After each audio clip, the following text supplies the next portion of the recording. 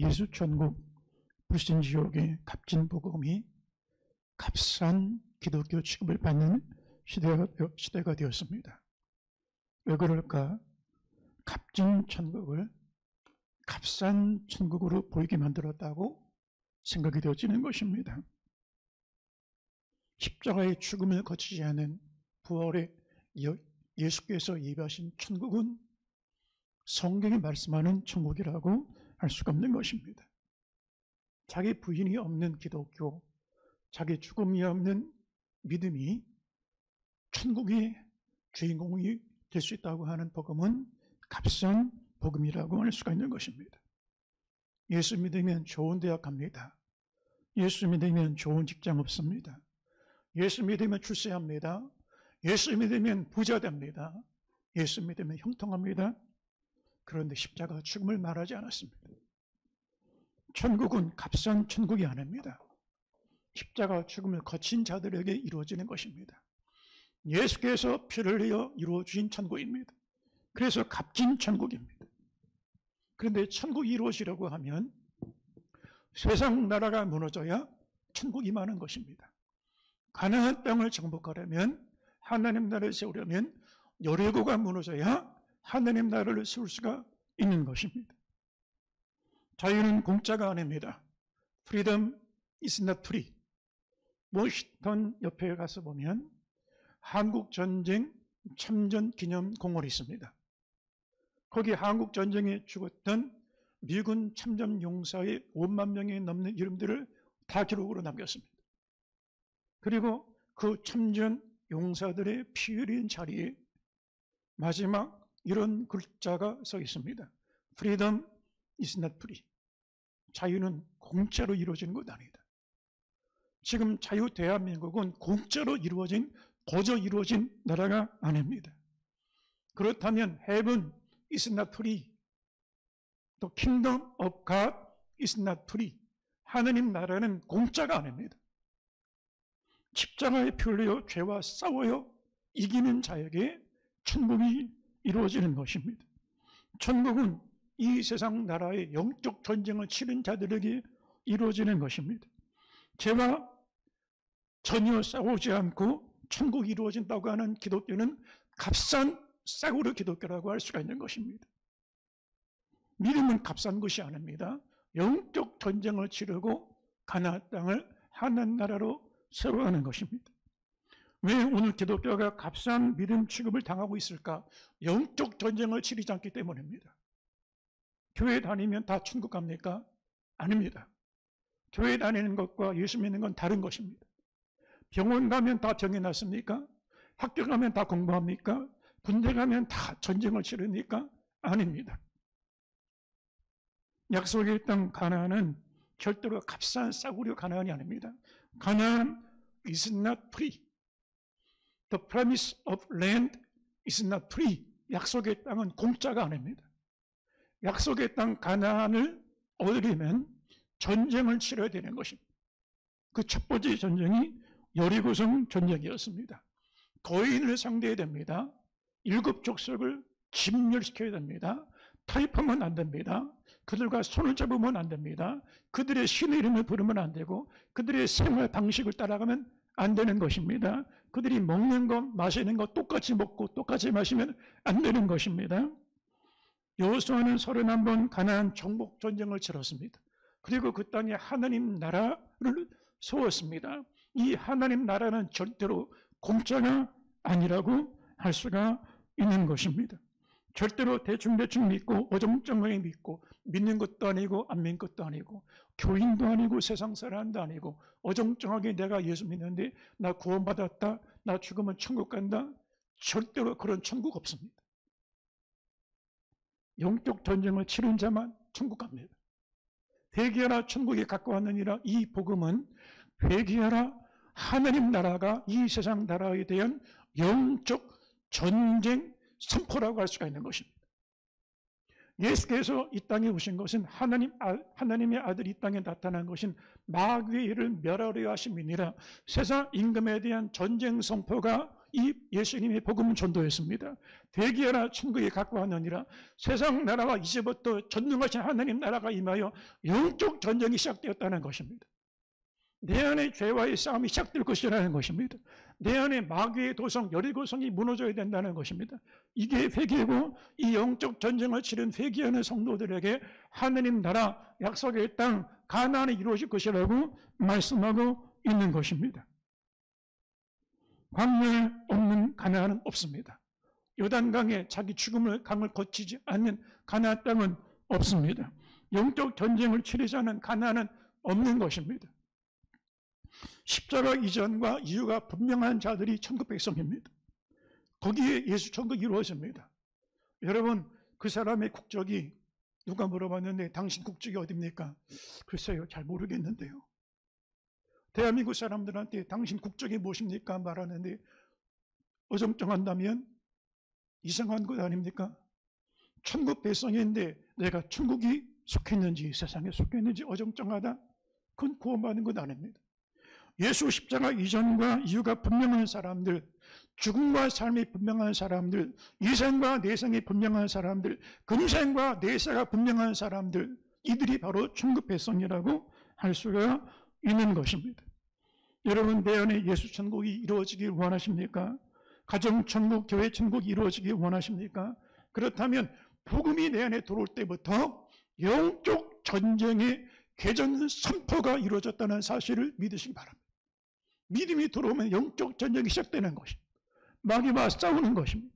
여리고 성 속에서 여리고 음식 먹고 여리고 마실 것 마시고 여리고 옷 입고 여리고 속에 살아가는 게 아닙니다. 여리고를 무너뜨리면서 전쟁을 치르고 하느님 나라를 세워가게 되어지는 것입니다. 이런 믿음을 가리켜서 값진 기독교라고 말하고, 예수의 핏값으로 이루어진 천국을 값진 천국이라 말하고, 그리고 그 보배로운 피의 복음을 믿는 자들을 값진 믿음의 성도들이라고 말할 수가 있는 것입니다. 여리고는 요단을 건넌 이스라엘 백성들이 첫 번째 마주한 도성이었습니다. 가나안의 가장 고대 도시 중에 오래된 도시였습니다. 애굽에 소안이라는 고대 도시가 있습니다. 그 도시보다 더 오래된 역사를 가지고 있습니다. 고고학적인 발굴을 보면 가나안 땅이 딱 허리에 지정학적으로 위치하고 있습니다. 굉장히 중요한 요충지라고 할 수가 있습니다. 허리를 공략하면 남부 지역에 있는 거인 족속들과 북부 지역에 있는 일곱 족속들이 연합할 수가 없습니다. 동맹이 해체되어지는 것입니다. 그래서 이스라엘이 가나안 땅을 점령할 때 가장 중요한 전략적인 요충지였고, 또한 오아시스샘이 있었기 때문에 일찍 상업이 발전하고 무역이 발전하고 염료를 제조하기 때문에 이 도시는 상업적으로 발전된 그런 도시였고 군사 도시였습니다. 뿐만 아니라 군사적으로 굉장히 요충지였습니다. 이중 성벽체를 세웠습니다. 고고학적인 자료들을 보면 가파른 구릉지, 경사지에다가 외벽을 지었는데 성 외곽에 3km에서 4km를 둘러싸서 병거가 지나다닐 수 있는 성체를 만들었습니다. 가파른 구릉지였기 때문에 적군들이 대항하기가, 공격해도리가 어렵습니다. 이중성체를 만들었습니다. 초롱성이라고 할 수가 있는 것입니다. 그런데 이 성내에 이스라엘 군대의 행렬에 대한 소식을 듣고 그들의 간담이 녹기 시작을 했습니다. 애굽의 바로가 무너졌던 소식을 들었고 홍해가 갈라진 소식을 이미 들었습니다. 바산의 거인 족속 바산의 왕과 아모리 왕 시온이 그들 앞에 무릎 꿇었다는 소식을 들었고, 범람했던 요단강이 갈라졌던 소식을 들었습니다.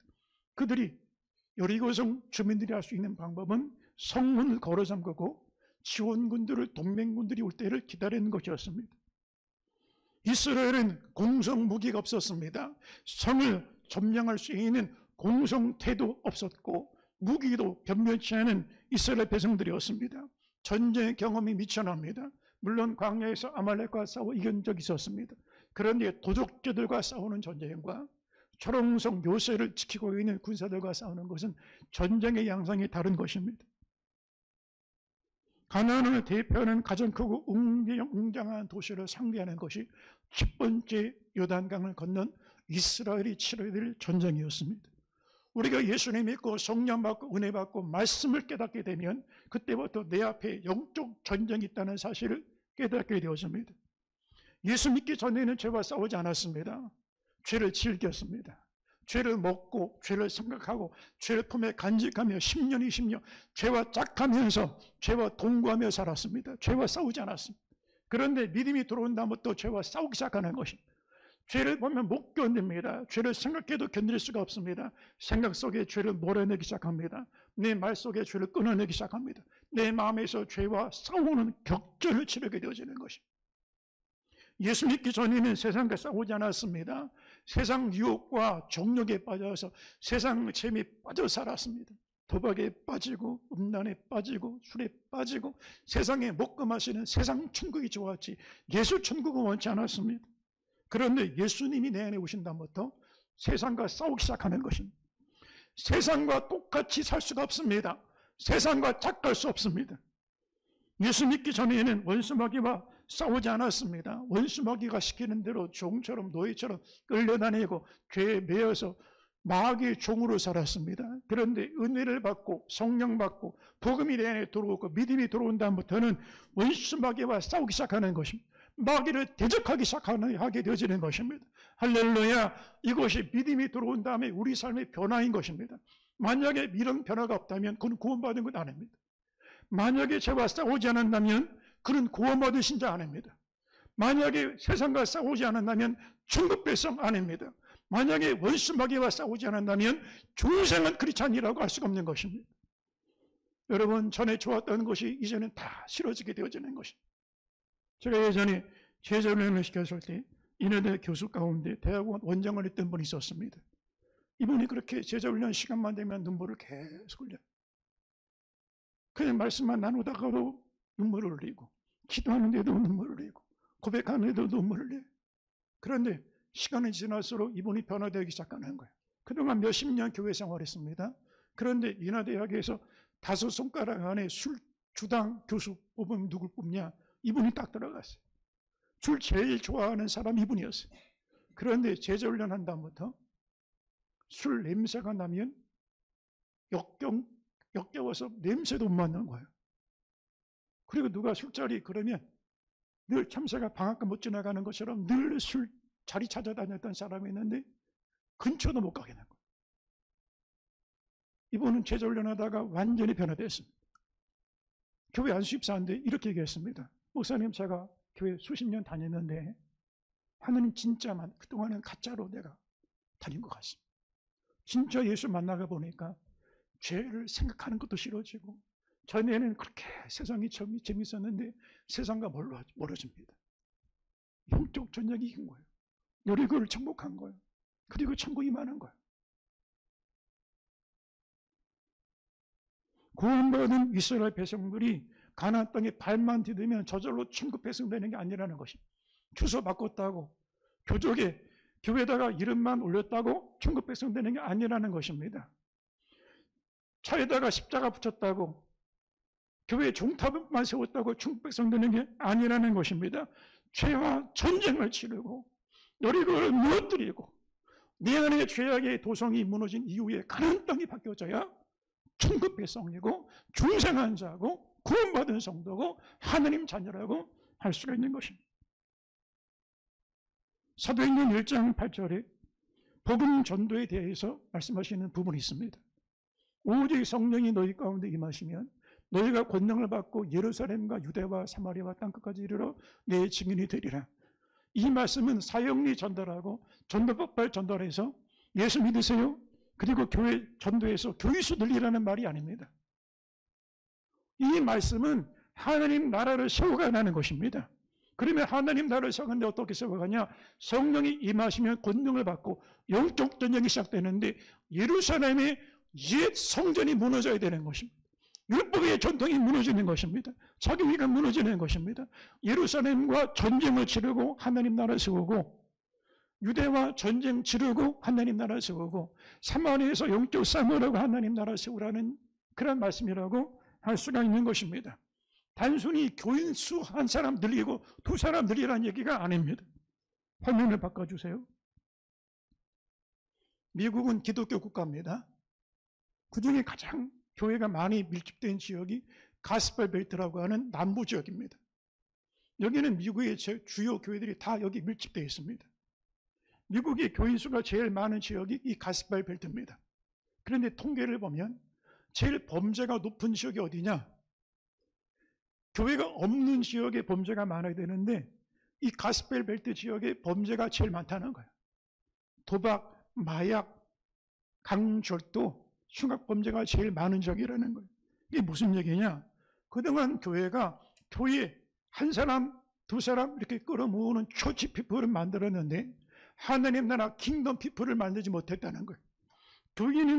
교회 가면 교인인데 세상에 가면 다 도박하고 마약하고 음행하고 술 취하고 세상 사람처럼 주 가운데 살았다는 거예요. 이것은 복음 전도라고 할 수가 있는 게 아니라고 할 수가 있는 것입니다. 사도행전 1장 8절은 단순한 전도를 말하는 게 아닙니다. 성령 권능받아 예루살렘에서 영적 전쟁을 치르는 증인들은 유다와 사마리아에서 세상의 도성을 무너뜨리고 세상 나라, 세상 임금 무너뜨리고 하나님 나라, 예수 왕을 섬길 수 있는 나라를 세우는 것을 말하는 것입니다. 증인이라는 말은 목격한 것을 증언하는 사람을 말합니다. 증인이라는 말은 말투스라는 단어인데 영어 단어 가운데 마토라고 하는 순교자라는 단어가 있습니다. 이 말은 헬라 말 가운데 마툴리라고 하는 그런 단어에서 나왔습니다. 마툴리아라는 단어는 순국, 열사, 증인 이를 뜻하는 언어입니다. 죽음을 통하여 목숨 걸고 지켰던 그 순교자가 증인이라는 것입니다. 그걸 이 마툴리아라는 단어로 썼는데 이거를 순교자 마토라는 단어로 썼고 증인 말투스라는 단어를 썼습니다. 증인은 순교자를 말하는 것입니다. 프랑스 파리에 가면 몽마르트라는 언덕이 있습니다. 몽마르트라는 이 말은 마르트의 산, 순교자들의 언덕이라는 뜻을 가지고 있습니다. 초기 기독교가 순교당했던 마치 우리나라의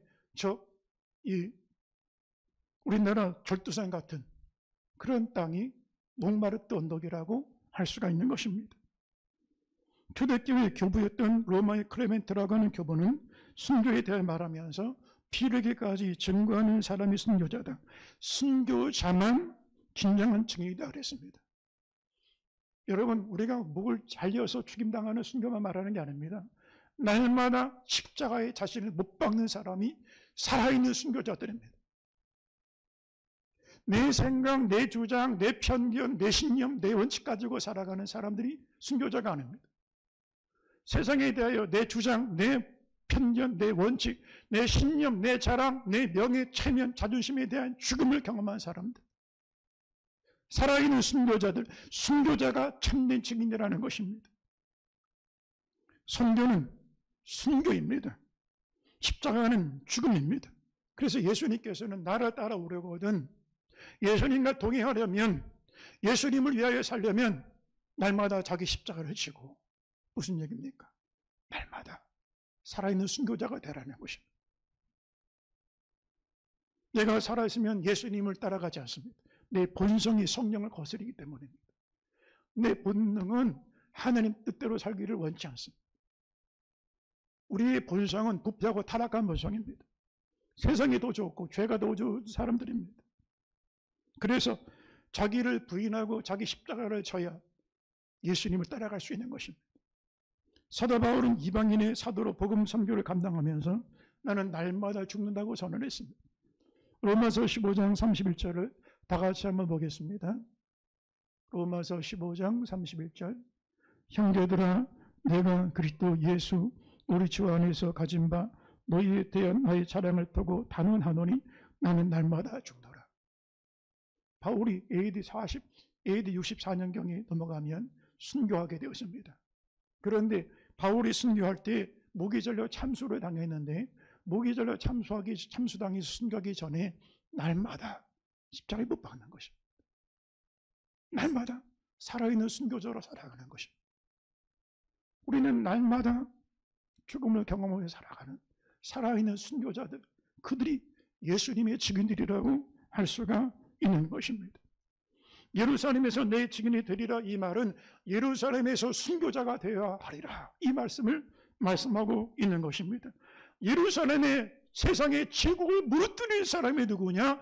순교자들을 통하여 세상 임금이 무너지고 쫓아가 원수마귀가 떠나가고 죄의 세력이 무너지고 예루살렘에는 거대한 세상 왕국이 무너지게 되어진다는 것입니다.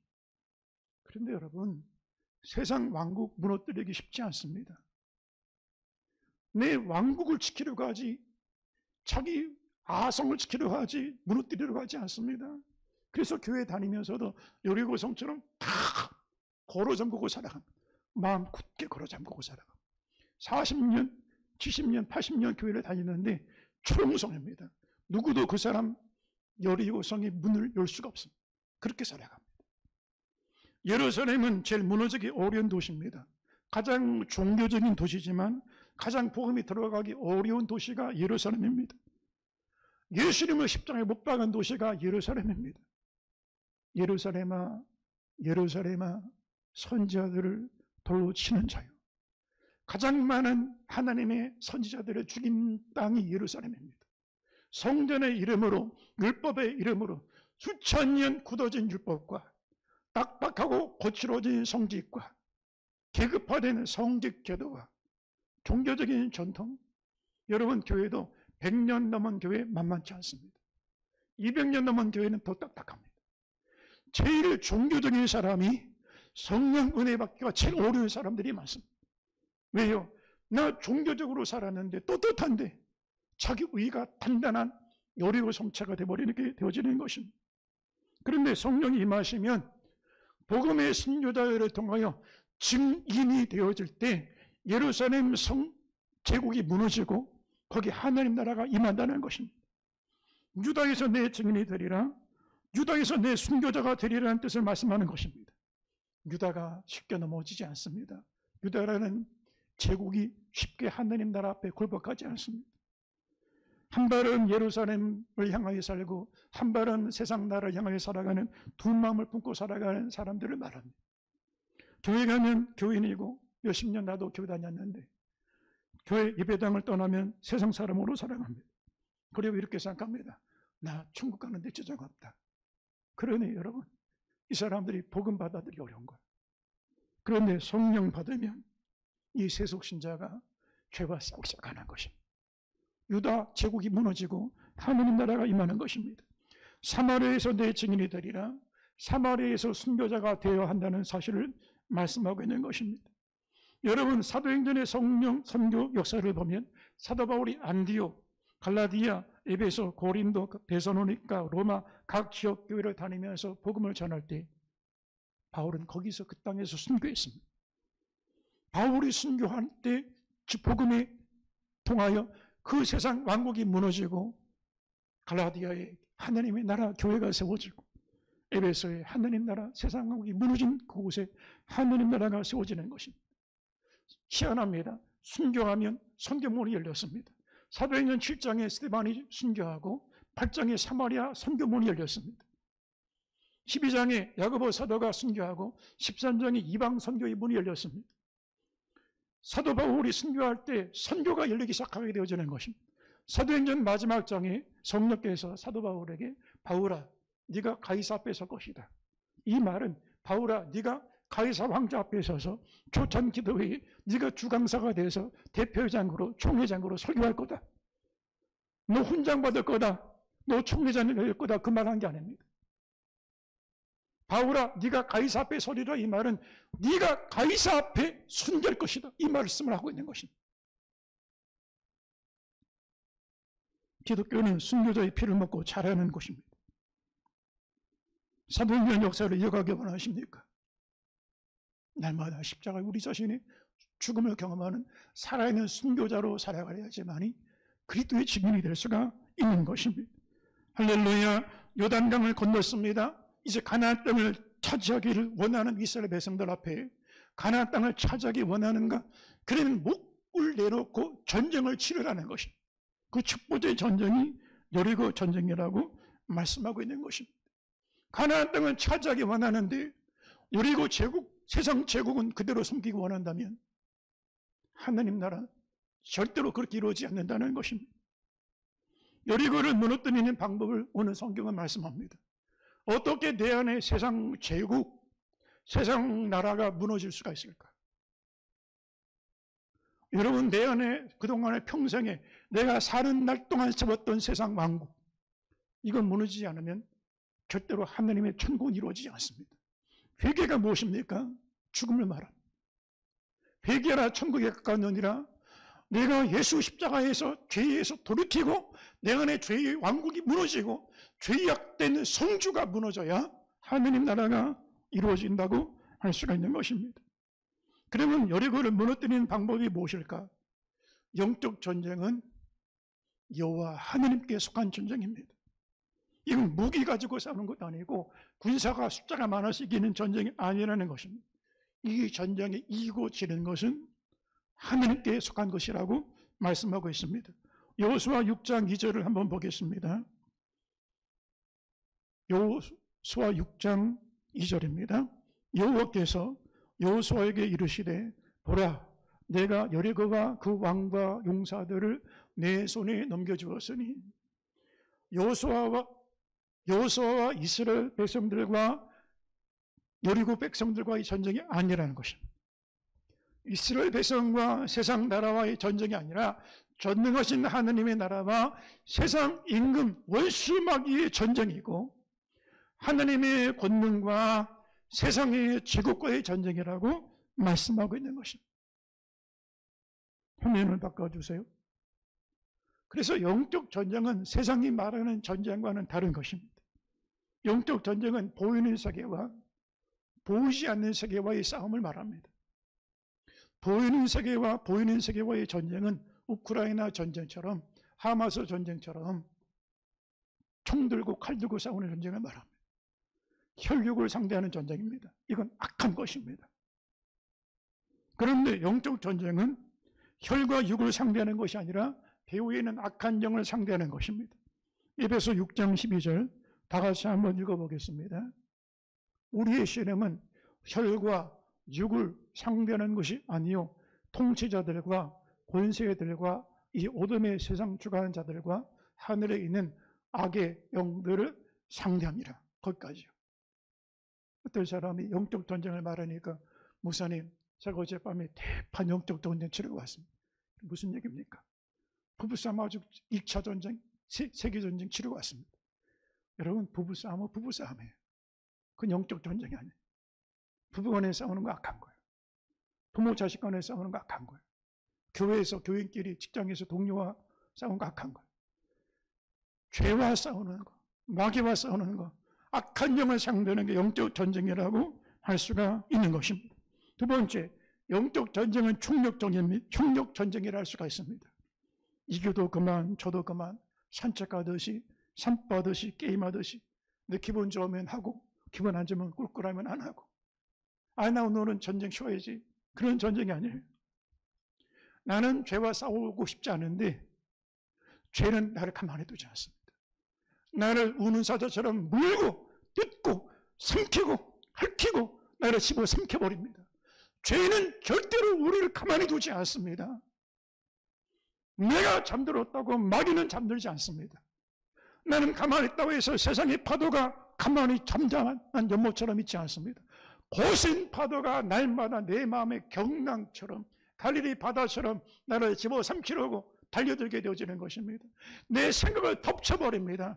내 인생을 덮쳐버립니다. 가족들을, 자식들을 덮쳐버리게 되어지는 것입니다. 영적 전쟁은 사는가 죽는가의 전쟁입니다. 가만히 구경할 수 있는 전쟁이 아니라는 것입니다. 전쟁은 지휘관들이나 하는 거지. 목사님이나 전도사님들이나 하는 전쟁이지. 전쟁은 특별히 훈련받은 군사들이 하는 거지. 나는 민간인인데, 나는 나이가 많은데. 아니요. 전쟁 나면, 만약에 한반도에 전쟁 나면 전방 후방이 없습니다. 어린 양이나 노인이나 전쟁이 나면 다 자기 복해야 됩니다. 자기 자리에서 자기 역할 다 해야 됩니다. 총력 전쟁입니다. 여리고 전쟁은 소수의 여호수아와 각 지파 대표들만 싸운 전쟁이 아닙니다. 앞에는 무장한 군사들이 길을 틉니다. 뒤에는 7 양각 나팔을 잡은 제사장들이 따라갑니다. 그 뒤에는 법궤를 맨 제사장들이 따라가고 그 뒤에는 어린아이부터 노인까지 총력, 한 사람도 열외가 없습니다. 다 따라가는 전쟁입니다. 그리고 이 영적 전쟁은 대리전입니다. 모세 이름으로 싸우는 게 아닙니다. 여호수아 이름으로 싸운 게 아닙니다. 내가 잘나서 내가 배운 거 지식 가지고 세상의 지위 가지고 싸운 전쟁이 아닙니다. 이거는 만군의 여호와 이름으로 싸운 것입니다. 다시 말하면 주가 대신 이스라엘을 위하여 싸우시는 것입니다. 저와 여러분이 마귀를 상대할 능력이 안 됩니다. 마귀는 영적 존재고 우리는 육적인 존재입니다. 죄의 세력을 이긴 자가 없습니다. 성경 속에 단 한 사람도 죄를 이긴 사람이 없습니다. 어떻게 죄를 이깁니까? 대신 주 예수 그리스도께서 우리를 위하여 싸워주시는 것입니다. 할렐루야. 그래서 예수의 이름으로 나가는 것입니다. 만군의 여호와 이름으로 나가는 전쟁이라고 할 수가 있는 것입니다. 영적 전쟁은 이기기 위하여 싸우는 게 아닙니다. 이겨놓고 싸우는 것입니다. 포항에 가면 개봉 해병대 캠프가 있습니다. 그 정문 입구 표지 속에 우리는 이겨놓고 싸운다 이 말이 있습니다. 이미 승부를 내고 싸운다는 거예요. 무슨 얘기냐? 여호수아 6장 2절에 내가 여리고와 그 왕과 용사들을 내 손에 넘겨주었으니 이미 전쟁은 승부가 났다는 거예요. 싸워봐야 아는 게 아니라 하나님이 이겨놓으셨다는 거예요. 그러니 이겨놨으니까 너희는 가서 차지하면 된다는 거예요. 2차 대전을 마지막 끝냈을 때 메가다 원수가 군함 위에서 일본군 대장이 항복 선언을 받고 일본 국왕의 항복 선언을 받고 거기다 사인을 했습니다. 그러면 연합군이 이기고 일본군은 패망한 것입니다. 전쟁은 끝났습니다. 그럼 남은 게 뭐냐? 일본군들이 점령하는 각 지역에 들어가서 일본군들을 내쫓아버리고 점령된 그 모든 나라 국민들을 해방시켜야 되는 것입니다. 예수께서 이미 이겨놓으셨습니다. 2000년 전 골고다 언덕 위에서 죄를 이겨놓으셨습니다. 원수 사망 권세를 이겨놓으셨습니다. 할렐루야. 그럼 남은 건 뭐냐? 우리들이 말씀을 무장하여 마귀가 점령했던 나라들마다 들어가서 여리고에서 마귀를 쫓아내고 예루살렘, 유다, 사마리아 땅 끝에서 그 원수 마귀 세상 이금을 쫓아내고 점령된 사람들을 해방시키는 전쟁을 치러야 되는 것입니다. 여리고성을 어떻게 이겼을까? 이것은 여호수아가 작전 지휘를 내린 게 아닙니다. 여호수아가 전문가들 연구해서 군사 전문가들, 세상 전문가들 동원해서 도성원에서 연구해서 발표한 것 아닙니다. 여호와 하나님이 작전을 지휘해 주셨습니다. 6.25 전쟁 당시에 화면을 바꿔주세요. 귀신 잡는 해병이라고 하는 우리나라를 대표하는 해병대 창설 신화가 있습니다.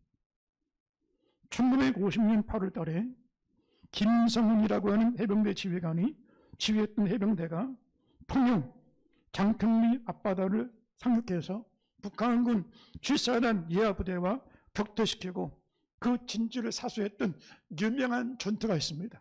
이 전투에 참전했던 미군 종군 기자가 이 뉴욕타임스 기자 마거렛 히긴스라는 기자가 대한민국 해병대를 보면서 귀신도 때려잡는 군대다 이렇게 말했습니다. 그래서 귀신 잡는 해병이 됐습니다. 그런데 이 작전 지휘를 담당했던 김성은 당시 장교는 자기 지략으로 이걸 한 게 아닙니다. 제가 언젠가 극동방송을 듣는데 이 김성은 해병대 장군, 해병대 대장, 국방부 장관 역임했던 분이에요. 이분이 직접 간증하는 얘기를 들었어요. 어릴 때 어머니가 얼마나 철저하게 기독교 신앙을 가르쳤는지. 점심을 먹고 저녁 먹어야 되는데 10편 23편을 암송에 밥을 주는 거예요. 암송 못하면 그날 굶는 거예요. 그래가지고 그렇게 성경 암송이 싫고 어머니가 그렇게 왜 이렇게 신앙을 강요했는지. 그런데 그렇게 해가지고 10편 23편은 자다가 깨도 외우고 그렇게 성경을 무장하면서 자랐다는 거예요. 그런데 그날 통영 북한군은 650명, 아군은 몇십 명도 안 돼. 불가능한 전쟁인데 지휘관이 두려움이 엄습합니다. 어떡하지? 병사들 다 물살당한 것 아니에요. 병사들은 우왕좌왕합니다. 그렇게 한참 두려움 가운데 있는데 갑자기 마음속에 어머니가 그렇게 밥을 굶으면서도 외우게 했던 10편 23편이 막 기억나는 거예요. 내가 사망의 음침한 골짜기를 다닐지라도 해로 들어오지 않을 것은 주께서 나와 함께 하십니다. 그런데 놀라운 것은 시편이 내 안에 기억되면서 두려움이 다 사라지고 마음의 평안이 찾아오는데 성령께서 작전주의 하시는 거예요. 여기 몇 명 매복시키고 반대편에 저격수 매복 거기다 숨겨놓고 다른 편에 복병들을 숨겨놓고 작전주의를 성령이 다 하시는 거예요. 그래가지고 성령이 주시는 지혜대로 다 매복을 하고 복병을 세워놓고 전투를 했는데 이 전쟁 결과가 어떻게 되냐. 아군의 피해는 19명 전사, 북한군의 피해는 469명이 전사했습니다. 아군은 47명이 부상당했는데 적군은 포로를 83명을 포로로 끌었고 이 포로로 생포할 수가 있었고 적군이 가졌던 무기들을 탈취할 수가 있었습니다. 불가능한 전쟁. 성령이 지휘하시는 이기게 하신 것입니다. 김성은 장로님은 후에 국방부 장관을 역임하고 7년을 재직을 했습니다. 청와대에서 대통령 비서실장으로 부름받았을 때 완곡하게 거절했습니다. 거절했던 이유가 뭐냐? 내 남은 생에는 교회에 봉사하며 살겠습니다. 지금 우리 모 교회가 건축 중에 있는데 대통령 비서실장 못하겠습니다. 그래서 입각제의를 거절하고 교회 건축을 섬겼습니다. 김성은 장로님이 섬겼던 교회 담임 목사님이 항상 자랑했던 말이 있습니다. 그게 뭐냐? 이 국방부 장관을 지냈던 어른이 한참 나이도 아래에 있는 담임 목사에게 아침에 문안 전화를 하는 거예요. 시장 가서 생선 쪼가리 하나 사면 담임 목사님 드세요. 이게 김성은 장로님이었다는 거예요. 그 동생이 경찰청장을 역임했던 김효훈 장로님입니다. 성령이 우리 인생의 승패를 좌우하는 지시를 해주시는 대로 따라갈 때 이거 승리한다는 사실을 믿으시기를 주의 이름으로 축원합니다. 또한 영적 전쟁의 구체적인 방법이 뭐냐? 매일같이 법궤를 메고 양양 나팔 들고 성을 한 바퀴 돌아라. 아무 일도 말도 하지 말고 입 밖에 소리도 내지 말고 침묵하며 여세 동안에 하루에 한 번 돌아라. 오늘 내가 예배드렸으면 내일은 안 드려도 되지. 아니요. 어제 내가 죄와 이겼다 할지라도 오늘 죄가 계속 움직이고 역사합니다. 어제 내가 마귀를 물리쳤다 할지라도 그 마귀가 오늘 또다시 우는 사자처럼 삼킬 내 영혼을 물고 뜯고 삼키고 멸망으로 인도하려고 지옥불로 끌어내리기 위하여 달려들고 있는 것입니다. 어제 내가 세상의 죄의 파도를 내 마음속의 경랑을 혈기가 일어나고 짜증이 올라오고 음란이 올라오고 거짓이 올라왔던 이것을 잠잠하게 이겨낼 수가 있었습니다. 그런데 오늘은 더 큰 죄악의 파도가 밀려들게 되어지는 것입니다. 매일매일이 영적 전쟁입니다. 어제 이겼다고 끝나는 것 아닙니다. 언제까지요? 주님 나라 갈 때까지 영적 전쟁 치러야 됩니다. 그래서 매일매일 말씀을 무장하고 침묵하고 돌아라. 침묵이 뭐냐? 제일 깊이 있는 영성을 말합니다. 빈수에는 막 요란합니다. 막 성질 부리고 1분마다 전화하고 1분마다 문자 보내고 1분마다 재촉하고 빈수에는 요란합니다. 십자가를 지면 침묵합니다. 끄떡 없습니다. 조금만 어려워도 죽겠다고 난리를 하고 막 요란법석하고. 그런데 영적 전쟁 치르는 신자들은 끄떡 없습니다. 그리고 제7일이 되었습니다. 제7일 때는 양각 나팔 든 제사장들이 나팔을 붑니다. 그럼 외치라. 외친다는 말이 뭐냐? 찬송을 말하는 것입니다. 노래와 찬송은 다릅니다. 노래를 못해도 찬송은 잘할 수 있습니다. 음패에 맞지 않아도 박자 맞지 않아도 찬송은 소리로 외쳐도 찬송이 되고 박수를 쳐도 손뼉을 치며 춤을 추며 또 하나님께 찬송이 될 수가 있는 것입니다. 여호와 이름을 높이고 외칠 때 성벽이 무너져 내리기 시작을 했습니다. 사랑하는 성도 여러분, 우리가 일주일 동안에 매일마다 월요일부터 토요일까지 매일매일 승부처에서 이기고 승리하는 기도의 행렬, 예배의 행렬, 주어도로 동의하는 행렬의 주인공들 되시길 바랍니다. 주일 예배를 통하여 우리가 찬송을 할 때 원수마귀가 떠나가고 여리고성이 무너내리는 역사가 나타나게 될 줄로 믿습니다. 할렐루야. 이 행렬은 순종 행렬이었습니다. 예배 행렬이었습니다. 기도 행렬이었습니다. 한 사람도 이탈하는 사람이 없습니다. 오와 열이 일치되어졌습니다. 방향이 같고 뜻이 같고 보폭이 같고 속도를 맞추고 같이 손을 잡고 가는 행렬, 연합할 때 여리고성이 무너지게 되어지는 것입니다. 여러분, 왜 하필이면 오늘 2025년도에 여리고인가? 3000년도 넘게 전에 무너졌던 여리고를 왜 오늘 우리가 다시 돌아봐야 될까? 여호수아 6장은 3000년도 넘는 전에 여리고를, 과거 역사 속의 여리고를 말한다면, 오늘 선포되는, 강단에 선포되는 여리고는 오늘 내 안에 있는 힐제하는 여리고, 내 마음속에 힐준하는 여리고에 대한 말씀을 나누고 있는 것입니다. 바로 내 안에 여리고가 있습니다. 고린도후서 10장 4절 다 같이 한번 읽어보겠습니다. 고린도후서 10장 4절, 우리의 싸우는 무기는 육신에 속한 것이 아니요 오직 어떤 견고한신도 무너뜨리는 하나님의 능력이라. 모든 이론을 무너뜨리며 하나님 아는 것을 대적하여 높아진 것을 다 무너뜨리고 모든 생각을 사로잡아 그리스도에게 복종하게 하니. 여리고가 성경 속에 기록된 것만 전부가 아닙니다. 내 안에 여리고가 있다는 것입니다. 어떤 견고한 진도 무너뜨리는 하나님의 능력이라. 이 세상에 가장 단단하고 견고한 요새가 내 안에 있습니다. 가장 굳게 걸어 잠긴 여리고성이 내 안에 들어와 있습니다. 내 안에 거대한 여리고성 안에 내가 성주 노릇하고 딱 버티고 있습니다.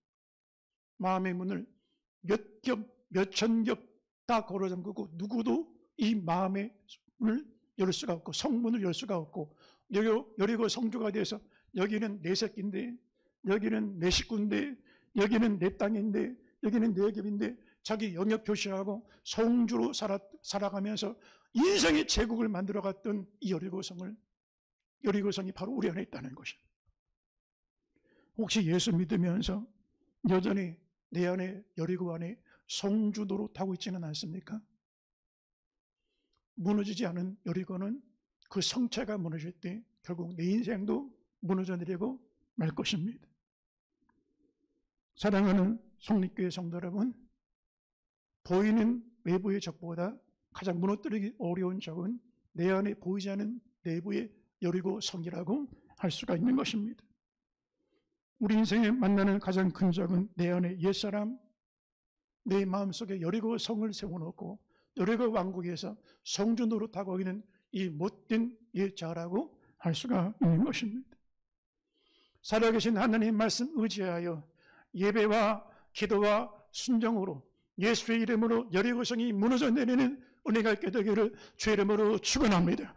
그리고 그 여리고 죄악의 도성이 무너질 때 비로소 값싼 싹으로 예수 천국이 아니라 진짜 살아계신 하나님의 천국이 우리의 마음속에 가정의 천국으로, 교회의 천국으로 이루어지게 될 줄로 믿습니다. 우리 함께 동성으로 기도드리겠습니다.